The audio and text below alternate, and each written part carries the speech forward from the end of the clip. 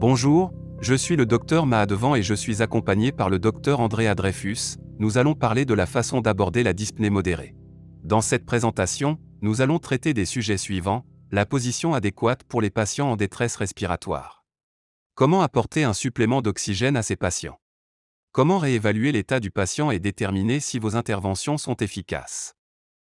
Et enfin, nous parlerons des pièges à éviter et des questions concernant la sécurité. Les 3 points clés pour gérer un patient atteint de dyspnée modérée sont une position adéquate pour le patient, l'apport de suppléments d'oxygène, et la réévaluation du patient afin de décider si des actions supplémentaires sont nécessaires. L'approche traditionnelle d'un patient en détresse respiratoire consiste à le placer en position bien droite. Docteur Dreyfus, pourquoi les patients en état d'essoufflement semblent-ils bien réagir à cette position? Les patients en état d'essoufflement ont tendance à préférer être assis bien droit parce que cela leur permet généralement de maximiser le volume de leurs poumons et d'améliorer les échanges gazeux dans leurs poumons. Chez les patients qui respirent par eux-mêmes, qui souffrent d'hypoxie et qui sont des sujets à risque pour l'infection par la Covid-19, une nouvelle approche a vu le jour, à savoir le placement des patients dans la position dite « proning », qui consiste à allonger les patients sur le ventre.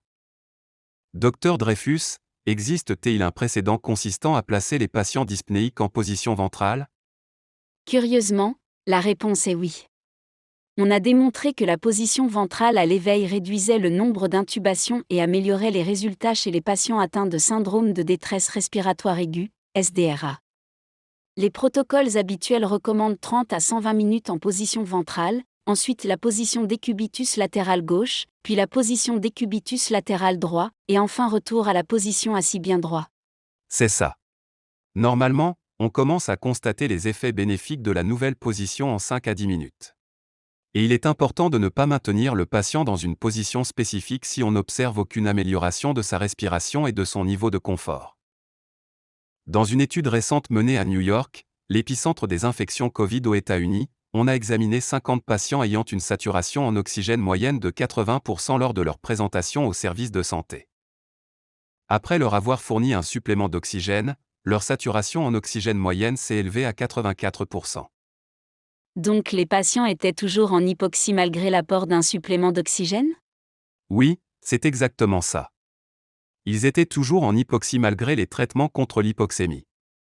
Mais de manière surprenante, après 5 minutes en position ventrale, leur saturation en oxygène s'est améliorée pour atteindre 94%. Donc, l'application précoce de la position ventrale a été à la fois simple et efficace pour combattre l'hypoxie chez les patients atteints de Covid-19. Après avoir discuté de la façon de positionner les patients présentant une dyspnée modérée, l'étape suivante consiste à parler de l'apport de suppléments d'oxygène. L'oxygénothérapie doit être immédiatement appliquée à tout patient souffrant de détresse respiratoire, d'hypoxémie ou en état de choc. Il n'existe aucune contre-indication à l'administration de suppléments d'oxygène. L'oxygénothérapie est inefficace pour les patients qui ne respirent pas. Un patient qui ne respire pas a besoin d'une ventilation au masque, avec ballon suivi d'une intubation endotrachéale. 3 équipements sont nécessaires pour pouvoir fournir un supplément d'oxygène à un patient. Tout d'abord, il faut une source d'oxygène, comme par exemple un réservoir d'oxygène fixe ou un concentrateur d'oxygène, puis un régulateur de pression avec un débitmètre. Et enfin un dispositif pour administrer l'oxygène comme par exemple une canule nasale, un masque facial simple, ou un masque sans réinspiration. Un cylindre d'oxygène ou une source fixe fournit de l'oxygène avec une concentration de 99 à 100%, alors que la concentration de l'oxygène fournie par un concentrateur d'oxygène portable peut varier, mais qu'elle est généralement de plus de 90%. Le régulateur de pression contrôle la pression de l'oxygène fourni par le cylindre d'oxygène. Le débitmètre permet de contrôler le flux d'oxygène. Le débit peut être réglé d'1 litre par minute à 25 litres par minute. Le débit exact dépend du type d'appareil que vous utilisez pour administrer l'oxygène. Ce qui est illustré ici est un débitmètre compensé connecté à une source fixe d'oxygène. Le débit d'oxygène peut être mis en route, arrêté ou ajusté en tournant le bouton sur le débitmètre. Une bille flottante monte ou descend en fonction du débit d'oxygène. Et le débit maximum est de 15 litres par minute. Nous allons maintenant parler des 3 dispositifs d'administration d'oxygène: la canule nasale, le masque facial simple et le masque sans réinspiration. Avec une canule nasale, l'oxygène est administré par 2 petits becs insérés dans les narines. Le débit d'oxygène est typiquement d'1 à 6 litres par minute, ce qui correspond à une fraction d'oxygène dans l'air inspiré, FiO2 de 24 à 44%. La raison pour laquelle nous n'allons pas au-delà de 6 litres par minute, lors de l'utilisation d'une canule nasale, est que des débits plus élevés peuvent irriter la muqueuse nasale, ce qui peut entraîner des saignements. Si vous vous apprêtez à appliquer une canule nasale pour une période prolongée, pensez à la possibilité d'utiliser un humidificateur d'oxygène. Le masque facial simple a des ouvertures latérales qui permettent à l'air ambiant d'être aspiré pendant l'inspiration et mélangé à l'oxygène fourni par le masque. Avec des débits de 6 à 10 litres par minute, un masque facial simple peut fournir une FiO2 de 40 à 60%. Le masque sans réinspiration associe un masque à un sac réservoir qui est rempli d'oxygène. Lorsque le patient inspire, il inhale de l'oxygène pur provenant du sac réservoir. Lorsque le patient expire, l'air s'échappe par les orifices d'expiration sur les côtés du masque, et ne revient donc pas dans le sac réservoir. C'est ça. Cela garantit que le sac réservoir est toujours rempli d'oxygène. Rappelez-vous que le débit d'oxygène doit être de 12 à 15 litres par minute pour faire en sorte que le sac réservoir ne s'affaisse pas pendant l'inspiration. Une autre approche consiste à appliquer un masque sans réinspiration par-dessus la canule nasale, ce qui fournit une FiO2 effective de 100% en empêchant l'accumulation intempestive de gaz carbonique dans l'hypopharynx ou dans le nasopharynx. Lorsqu'on considère une approche étape par étape pour l'apport d'un supplément d'oxygène, on doit commencer par une canule nasale ou un masque facial simple, et si l'on n'observe pas d'amélioration chez le patient avec ces dispositifs, alors on utilise une masque sans réinspiration ou un masque sans réinspiration placé par-dessus la canule nasale. Après toute intervention destinée à traiter une dyspnée, telle que le positionnement d'un patient ou l'apport d'un supplément d'oxygène, il est très important de réévaluer l'état clinique du patient et ses signes vitaux, et plus particulièrement sa saturation en oxygène. La réévaluation clinique inclut l'analyse du bilan fait par le patient lui-même sur son propre état, le fait qu'il se sente mieux ou pas, son travail respiratoire et ses signes vitaux, et plus particulièrement sa fréquence respiratoire et sa saturation en oxygène. Si l'état du patient s'améliore, c'est un signe que votre intervention a été efficace, au moins pour le moment. Si l'état du patient ne s'améliore pas, cela signifie que vous devez étudier d'autres types d'interventions comme par exemple un repositionnement du patient, une canule nasale à haut débit ou une intubation et une ventilation mécanique. Selon les directives de l'OMS sur le positionnement, l'apport de suppléments d'oxygène et la stabilisation, l'objectif de saturation en oxygène chez les adultes doit être de plus de 90%. L'objectif de saturation en oxygène pour les femmes enceintes adultes est supérieur ou égal à 92 à 95%. Il n'est pas nécessaire d'atteindre une saturation en oxygène de 100%. Aussi, veillez à doser la quantité d'oxygène de façon à atteindre ces objectifs de saturation en oxygène. Si vous n'arrivez pas à atteindre ces objectifs de saturation en oxygène, l'étape suivante serait d'appliquer une canule nasale à haut débit ou une ventilation non invasive. Ces méthodes seront abordées dans la prochaine présentation. Nous allons maintenant parler de quelques pièges évitables dans la gestion des patients atteints de dyspnée modérée. Tout d'abord, évitez les benzodiazépines, les narcotiques ou les analgésiques pendant le traitement initial des patients agités. Si un patient atteint de dyspnée est agité, pensez tout d'abord à une hypoxie ou à une insuffisance respiratoire, et assurez-vous que vous évaluez et traitez ces pathologies de manière adéquate. C'est ça. L'administration d'une benzodiazépine ou d'un analgésique narcotique peut s'avérer fatale pour un patient dont l'agitation est liée à une hypoxie ou à une détresse respiratoire. On doit être prudent lorsqu'il s'agit d'administrer de l'oxygène à des patients souffrant de troubles ventilatoires obstructifs tels qu'un emphysème ou une maladie pulmonaire obstructive chronique, MPOC, ou souffrant d'insuffisance respiratoire chronique.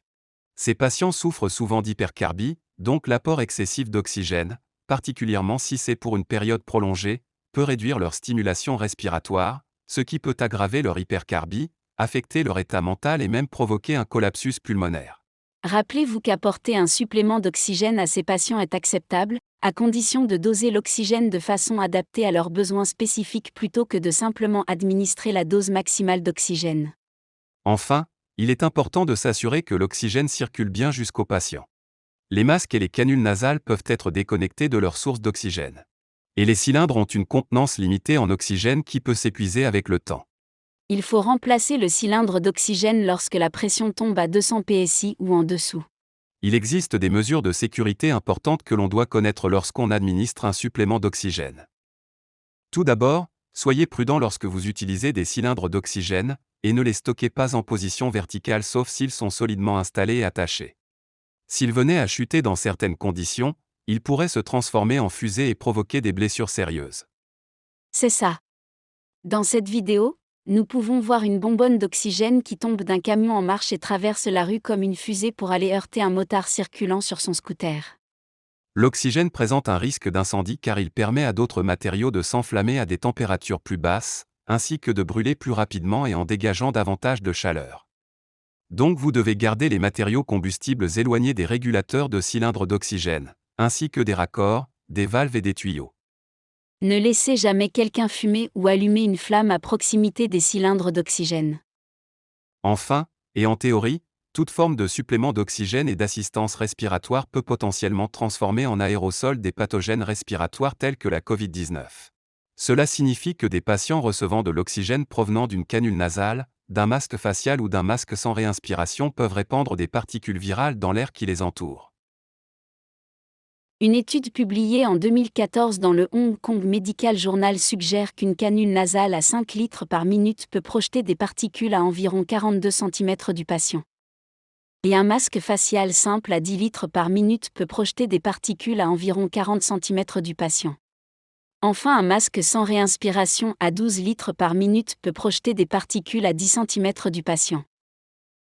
Une autre étude datée de 2020, donc cette année, a montré que la projection des particules était de 11 à 12 cm pour un masque simple à 15 litres par minute, et de 25 à 27 cm pour un masque sans réinspiration à 10 litres par minute. Dans ces conditions, quelle est la signification de toutes ces études? Premièrement, cela ne signifie pas que nous ne devons pas administrer de suppléments d'oxygène à nos patients atteints de dyspnée. Ce que ces études nous enseignent, c'est que la possibilité de projection de particules existe, et que nous devons prendre les mesures nécessaires pour nous protéger ainsi que nos patients. Une autre étude récente, qui a modélisé la vitesse du flux de gaz expiré, a montré qu'un masque chirurgical standard bien ajusté peut réduire de manière substantielle la formation d'aérosols, lorsque ce masque est porté par-dessus la canule nasale à faible ou à haut débit. Comme on peut le voir sur cette image, un patient portant une canule nasale opérant à 6 litres par minute est capable, pendant l'expiration, de projeter des particules virales jusqu'à 1 mètre ou 3 pieds. Cependant, vous pouvez observer une réduction substantielle de la projection de particules lorsqu'on place un masque chirurgical sur la canule nasale du patient. Pour cette raison, envisagez de placer un masque chirurgical sur tout patient recevant une oxygénothérapie afin de réduire de manière significative le niveau de projection de particules virales par expiration. En résumé, la façon d'aborder un patient atteint de dyspnée modérée comprend le positionnement, et plus particulièrement la position ventrale, qui peut sauver la vie du patient. Puis le supplément d'oxygène, en commençant par la canule nasale ou le masque simple, et en passant ensuite au masque sans réinspiration.